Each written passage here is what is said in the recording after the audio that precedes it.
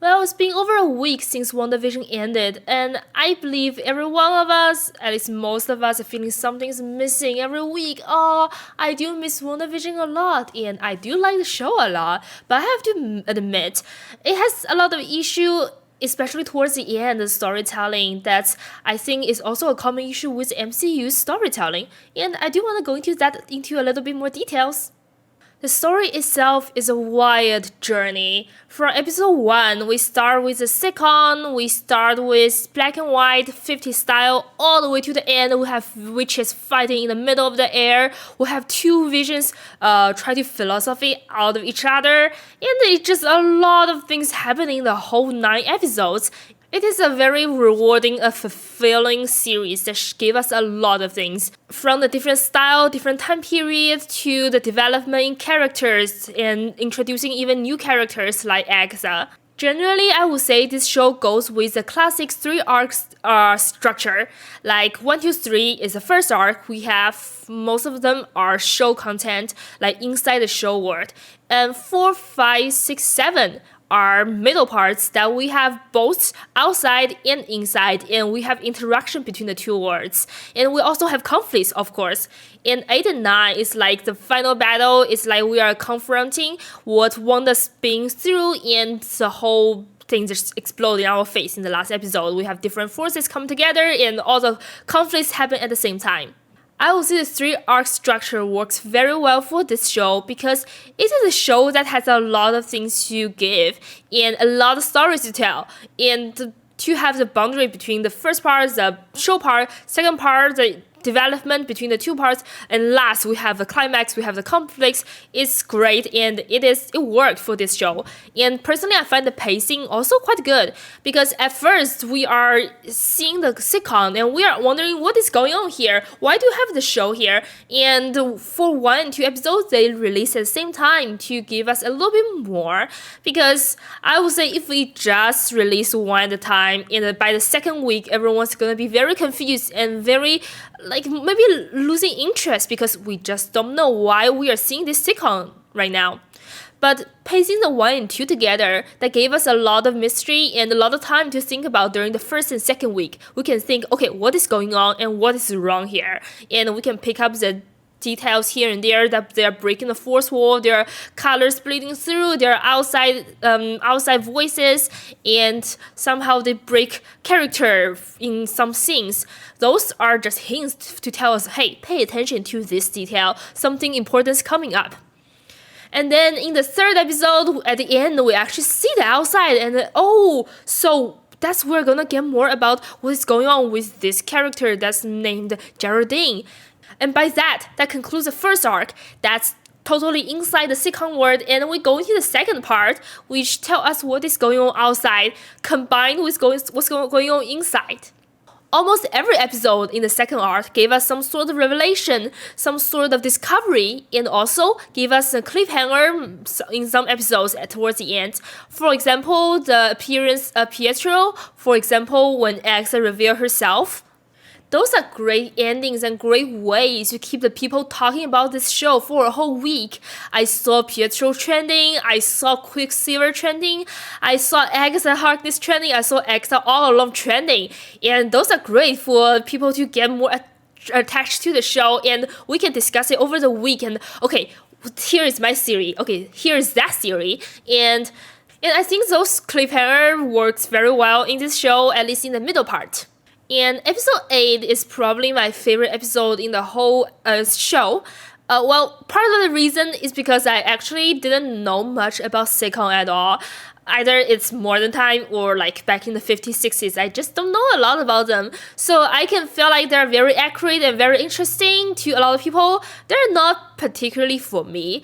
Well, episode 8 gave us a very rich storyline, like backstory to Wanda. We actually see what is going on, and we have revelation here and there about her past, about maybe Mind Stone, and about Scarlet Witch. I just think that episode is very well written and very well acted. Gave us some real scene between Wanda and Vision in the flashback too. I loved that scene so much, especially when Vision said, "What is grief if not love persevered?"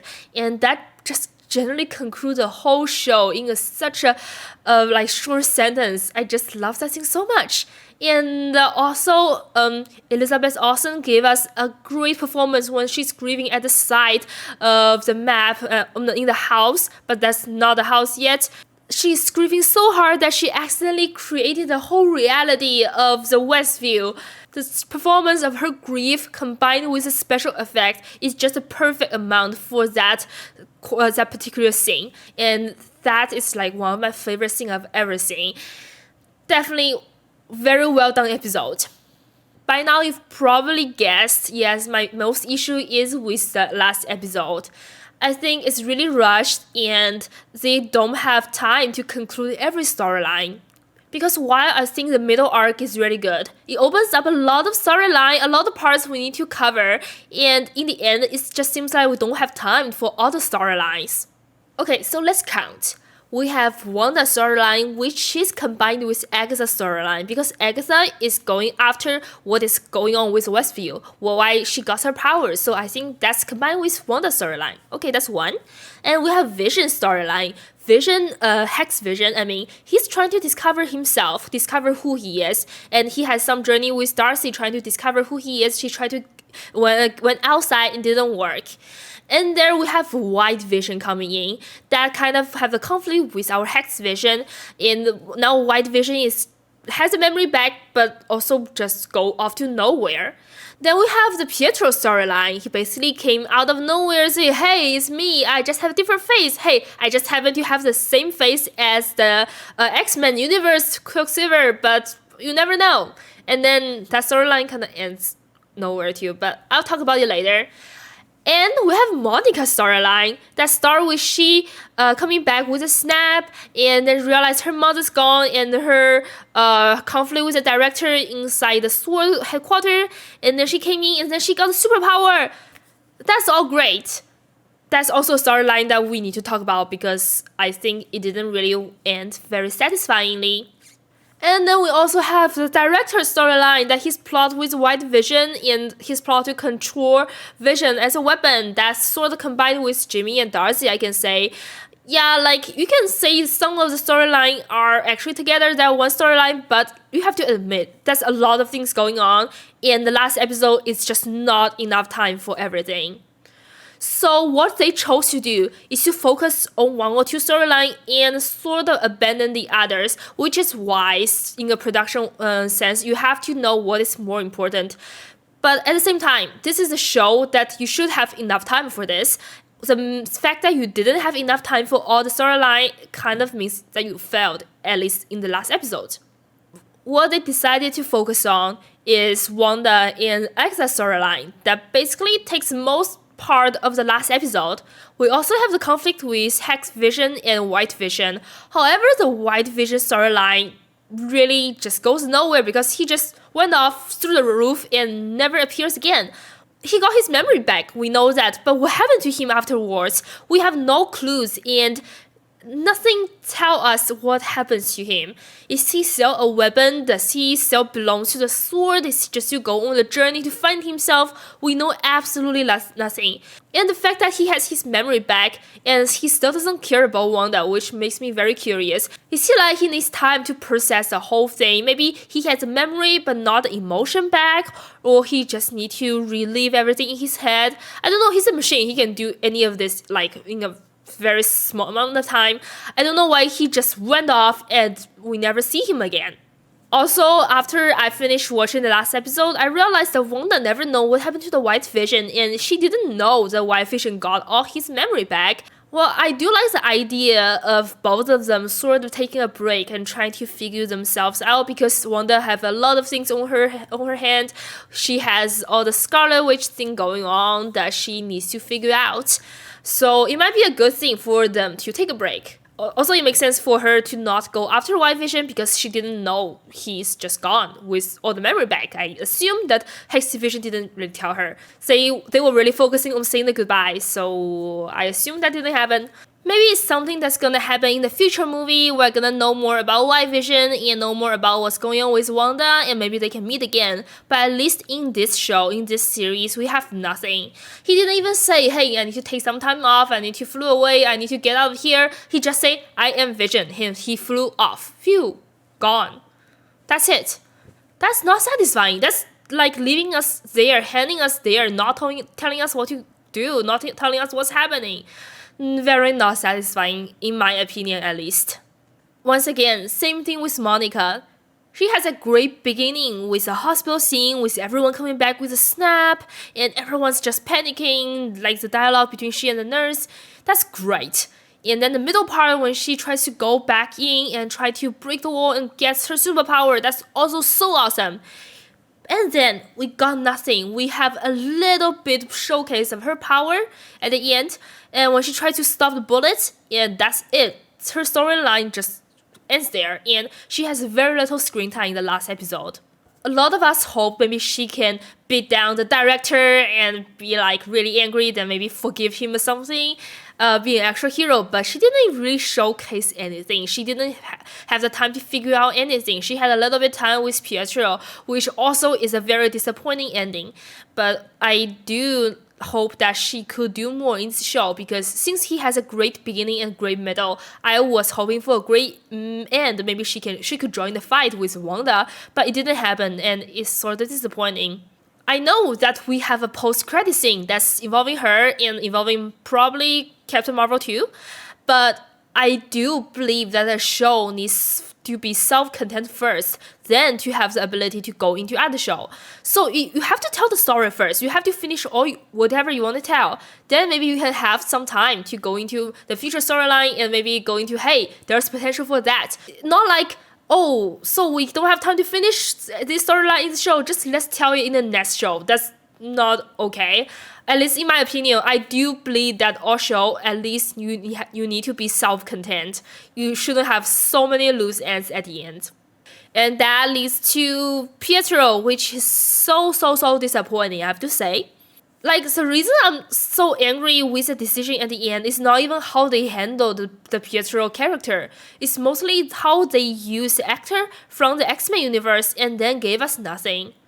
I understand that some people may say that, oh, you are expecting things, you are just having high hopes, but the point of having the actor back is basically telling the audience something's going on. It is a clear message, at least to me. I think it's a clear message, at least in marketing.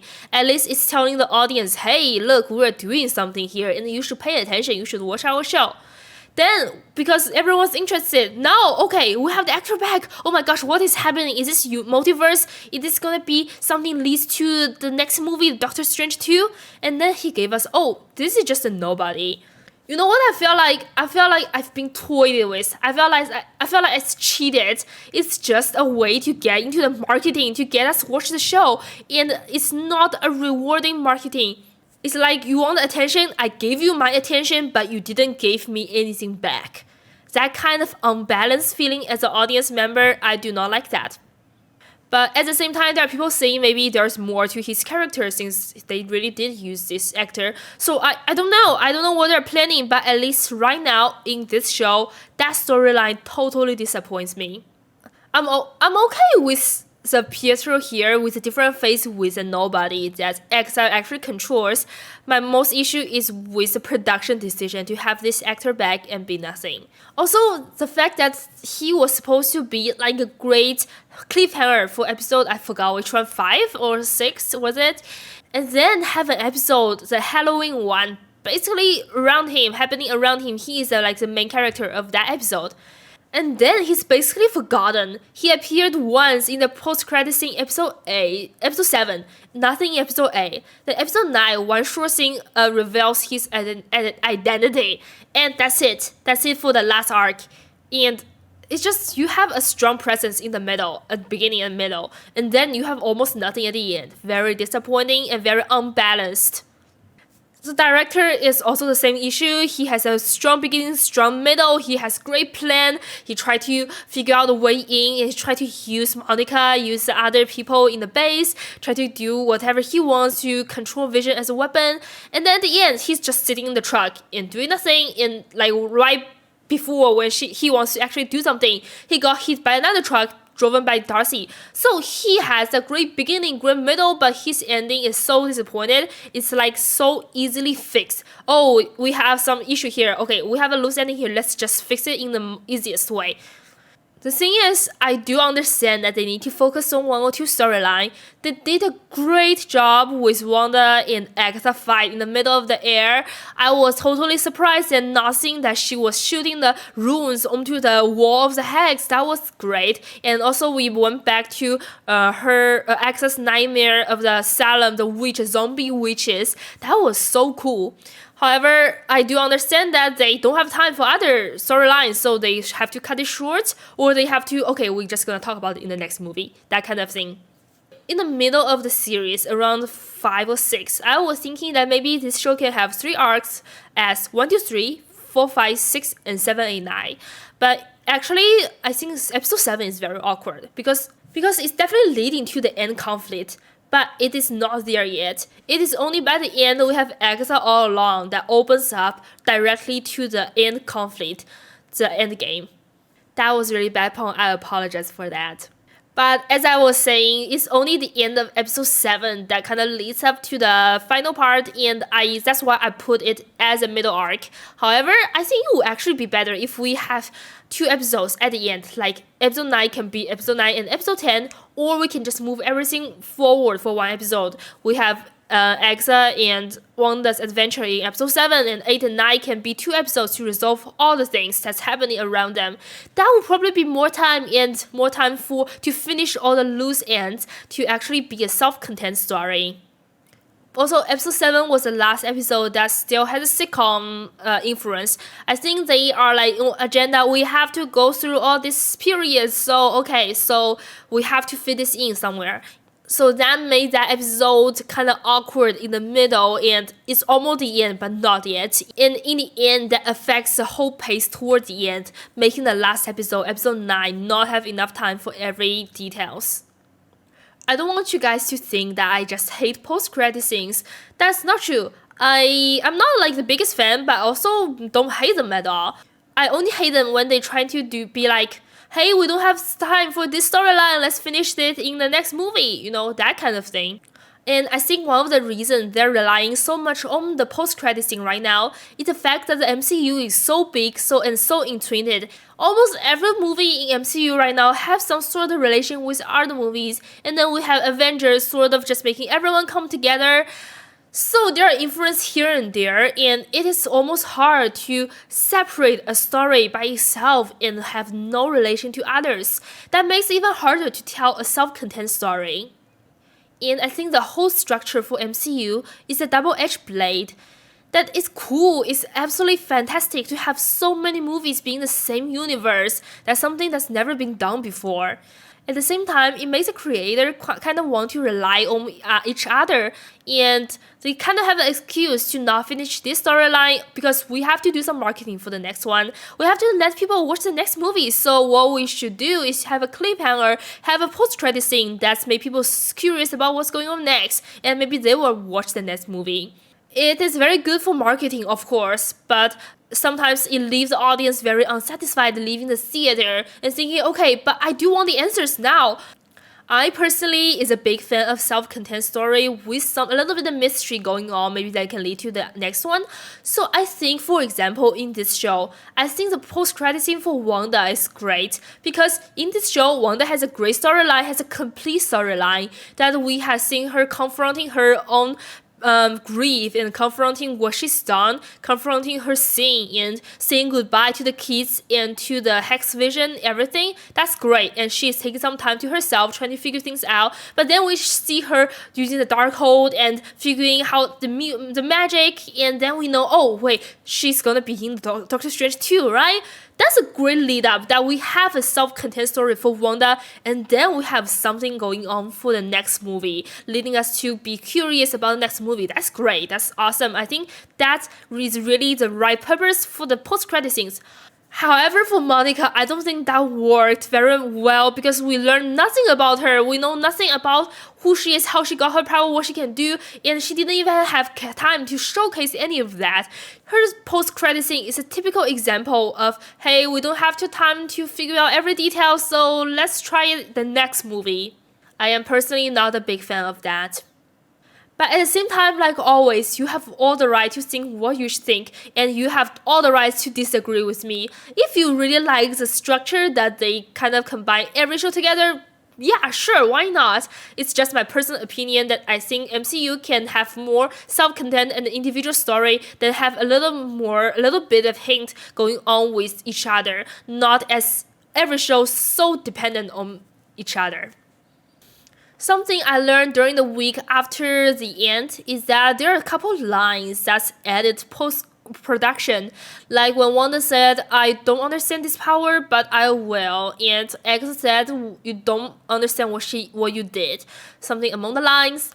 So clearly those lines are some hints for the next movie. It leads me to think that maybe in the middle of the production at first, they weren't planning to linking this show so much into the Doctor Strange. It is only later that they want to advertise for Doctor Strange 2 and be like, hey, we want to add in this line and make the audience curious what's going on next. It makes me wonder if there's any other things cut out that was supposed to explain more about the WandaVision or about Monica or about the director that simply didn't make it to the end. If that's true, that's understandable but also very unfortunate. I do hope they can have enough time for all the storyline. I know I've been talking a lot about what I did not like about this series, but actually, I promise you, I love this series very, very much.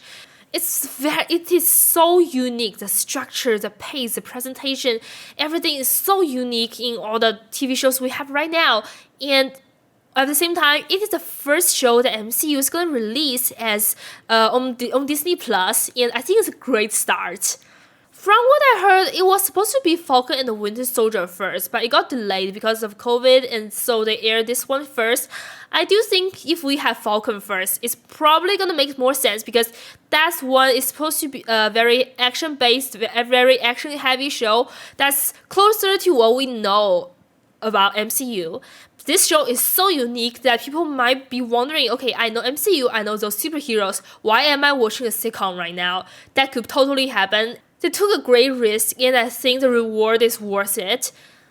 Now that I watched this show, even though there are some parts at the end that's not very satisfying, I do love it, and I am so curious, so intrigued by the next two shows, Falcon and the Winter Soldier and Loki. Also, just the set design, costume design, hair design of the show, and also the acting is just phenomenal. They captured every time period, also with the acting, with the set. Everything is so different, and there are differences each episode. Sometimes they are subtle, sometimes they are very obvious, but how they handle the design of this show is just amazing. The next two shows, The Falcon and the Winter Soldier and Loki, are both gonna be 6 episodes. And yes, they're shorter than WandaVision, but WandaVision is very unique, so I'm not gonna compare them. But I do hope the next two shows is gonna be as good and maybe even more self-contained in the storytelling way. The thing I like about limited series is that they do have a great budget, big budget, almost like a movie, but at the same time, they have time to explore the character, to make some character development that we didn't have time for in the movies. Because in the movies, we have to focus on the storyline, we have to focus on the main characters. Sometimes the side characters just got ignored. And right now, these couple shows are a great chance to explore those secondary characters, and I am very looking forward to that. Thank you so much for watching my sort of review, sort of critic of WandaVision. I do like this show a lot. I hope you like it too. And tell me what you think. Either you agree or disagree. I'm not gonna be mad. I do want to hear from everyone to know what you guys think. Please also consider give me a follow, give me a subscribe below. It's totally free and it will be great support for me if you can do that. Also comment below. Comments are my favorites. I will read every one of them. Thank you so much everyone. See you next time. Goodbye.